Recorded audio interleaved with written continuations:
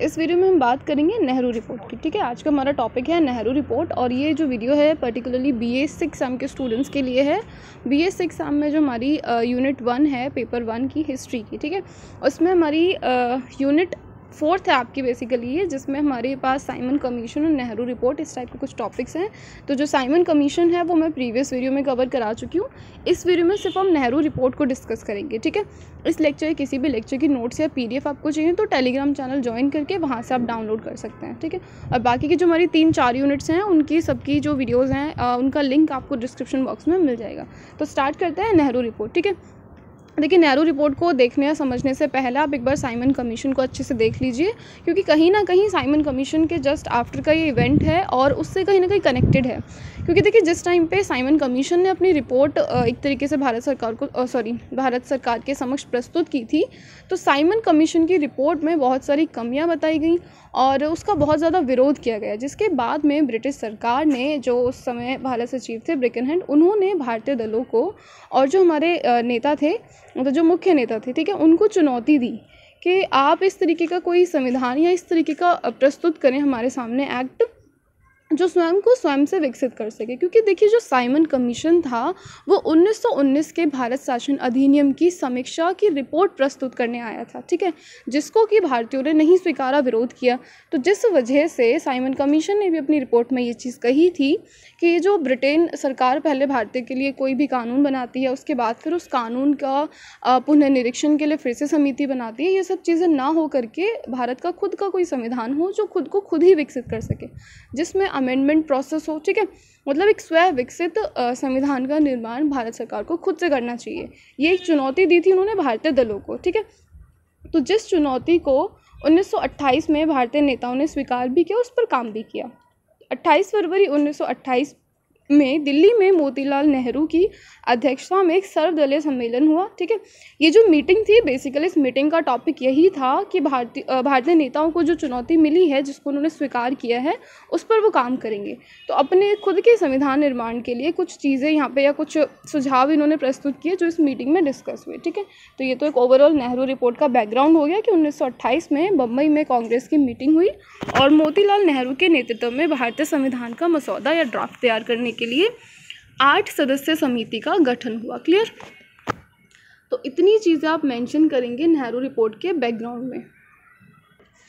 इसके बाद फिर 1928 में दिसंबर में कलकत्ता में कांग्रेस का एक सेशन होता है जिसमें नेहरू रिपोर्ट रखी जाती है। ठीक है, लेकिन देखिए सम्मेलन जो था, जो मतलब इस सम्मेलन में जो सदस्य आए थे, उन्होंने नेहरू रिपोर्ट को स्वीकार नहीं किया। और ये जो सेशन हुआ कांग्रेस का 1928 दिसंबर कलकत्ता वाला, इसकी जो अध्यक्षता थी वो अंसारी ने की थी। ठीक है, कुछ पॉइंट्स आप यहाँ पे मार्क करते चलें जिन यूनिवर्सिटीज़ में MCQs आते हैं। देखिए CCS में पेपर सब्जेक्टिव है तो आपको इतने छोटे छोटे पॉइंट्स को नोट डाउन करने की ज़रूरत नहीं है, बट काफ़ी यूनिवर्सिटीज़ हैं जिनका सिलेबस बिल्कुल सिमिलर है, कह लीजिए सेम ही सिलेबस है। ठीक है, लेकिन पेपर पैटर्न चेंज है, तो उस अकॉर्डिंग आप कुछ पॉइंट्स यहाँ पे नोट कर लेंगे। जैसे इस सेशन या फिर आपसे सीधा पूछ लेता है कि दिसंबर 1928 वाला जो कांग्रेस सेशन था वो कहाँ पे हुआ था, या फिर कलकत्ता सेशन किस वर्ष हुआ था, या उसकी अध्यक्षता किसने की थी, ये सारी चीज़ें। ठीक है, हिंदू महासभा और जो सिख लीग थी, जैसे मुस्लिम लीग थी उसी प्रकार से जो सिख लीग है उसने या कुछ सांप्रदायिक नेताओं ने इस रिपोर्ट पर आपत्ति जताई और इसको नहीं स्वीकारा गया। क्लियर?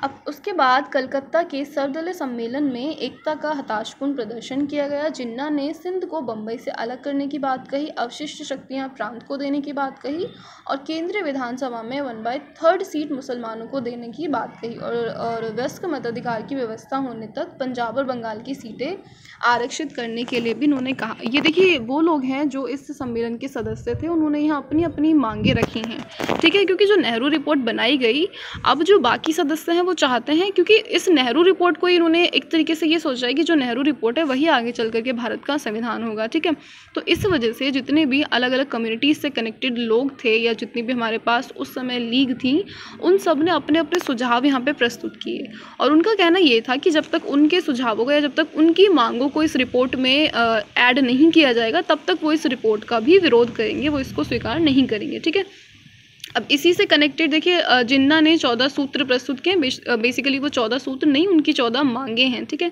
जिनको उन्होंने 1929 में दिया था। तो क्योंकि इसी यूनिट से कनेक्टेड है तो जिन्ना के 14 सूत्र क्या हैं, ये इस पे लॉन्ग क्वेश्चन आराम से बन सकता है, तो इसको भी आप अलग से कवर कर लीजिएगा, ठीक है।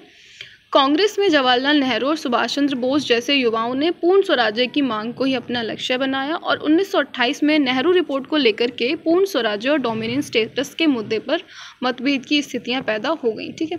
तो ये पूरा जो सिनेरियो अभी हमने देखा ये 1928 के कलकत्ता सेशन का था। तो कुल मिला के इस सेशन में कांग्रेस रिपोर्ट प्रस्तुत की गई, उसके बाद लोगों ने किस तरीके से विरोध किया और क्या क्या मांगे उन्होंने रखी, ये सारा आप इसके बैकग्राउंड में लिखेंगे, ठीक है। उसके बाद आता है नेहरू रिपोर्ट में आखिर क्या चीज़ें थी, ठीक है। तो नेहरू रिपोर्ट की सिफारिशों में सबसे पहले आता है, इन्होंने बात की कि भारत को पूर्ण औपनिवेशिक स्वराज्य का दर्जा मिले। उसके बाद दूसरी इनकी सिफारिश थी कि सार्वजनिक निर्वाचन प्रणाली को ख़त्म कर दिया जाए। तीसरा, भाषाई आधार पर प्रांतों का गठन किया जाए, ठीक है। उसके बाद संघ बनाने की स्वतंत्रता और वयस्क मताधिकार जैसे अधिकार मिलने चाहिए, ये सारी चीज़ें इस रिपोर्ट में थी। उसके अलावा केंद्र और राज्यों में उत्तरदायी सरकार की स्थापना होनी चाहिए, मतलब केंद्र के लिए सरकार अलग हो, राज्य के लिए अलग हो। मुसलमानों के धार्मिक और सांस्कृतिक हितों का संरक्षण इन्होंने मांगा। उसके अलावा इन्होंने पूर्ण धर्मनिरपेक्ष राज्य की स्थापना की बात कही, ठीक है।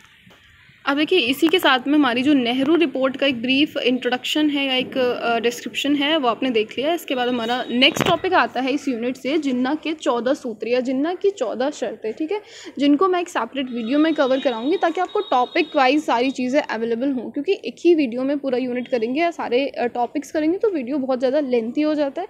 तो इस वजह से मैं सारी यूनिट्स को सेपरेटली टॉपिक वाइज कराऊँगी, ठीक है। तो मिलते हैं फिर नेक्स्ट वीडियो।